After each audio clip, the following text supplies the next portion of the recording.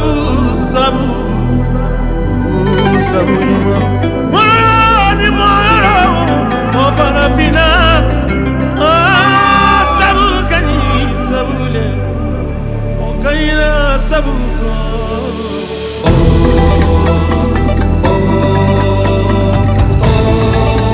sabu kani. To take you through Samia and Farouk's wedding process. So basically we used 3 days for our wedding ceremony. The whole process started on Friday. Friday, nothing really happened. So during the day, nothing really happened. We were just cooking, like getting ready for the big day. But evening, we put henna on her, design her, then we keep her in the room. The reason why we keep her in the room is because we want the henna to make her glow. As a bride, you should glow, and the henna is the only thing that makes a bride glow. Saturday morning, that is when the cooking, the like real cooking starts, cooking and then getting ready. So they slaughtered a big cow to use for the whole occasion. And Saturday, they made jollof. Dawa, you should taste it like dawa jollof. They made teased with ayoyo, teased with fried okro. I mean, everything was here. Then Saturday evening by 3 to 4 p.m. we dressed her and got her out to come and dance with her friends and family. So all of that clamped to the due day on Sunday, and that was what we all witnessed. Going to the mosque to tie the knots between our dear sister Samiha and then Mr. Omar Farouk. In the morning, Samia she was dressed in all white from head to toe.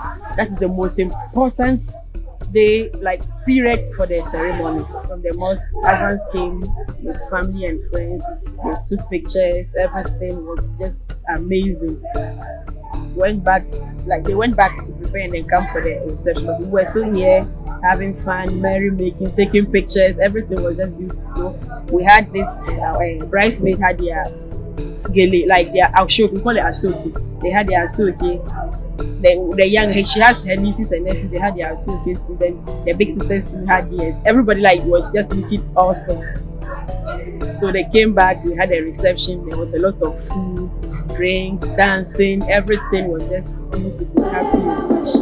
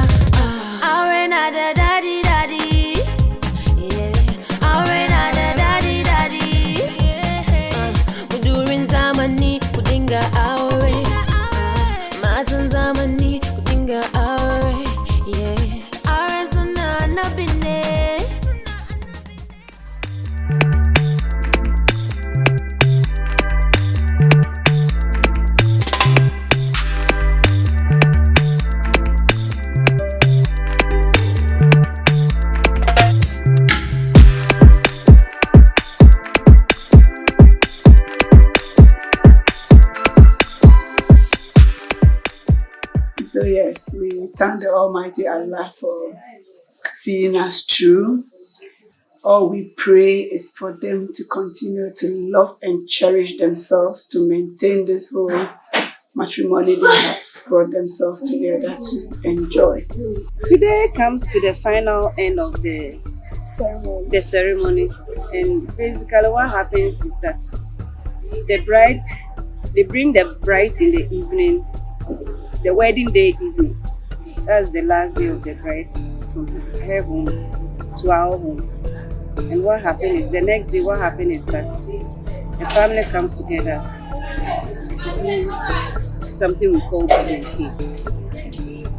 But basically, before it even starts, the bride's side, they'll bring in fufu.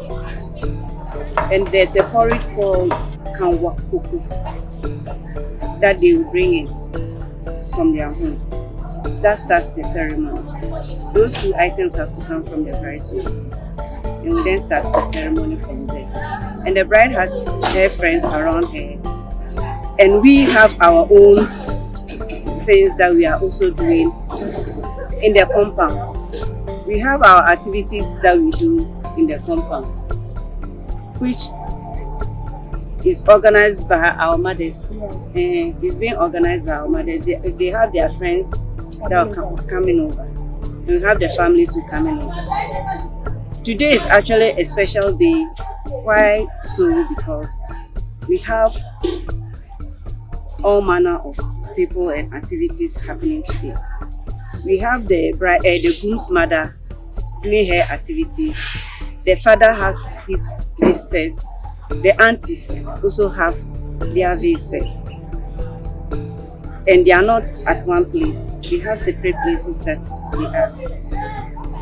Towards afternoon time, that's when we start preparing. Start preparing the bride to be outdoors. The final activity.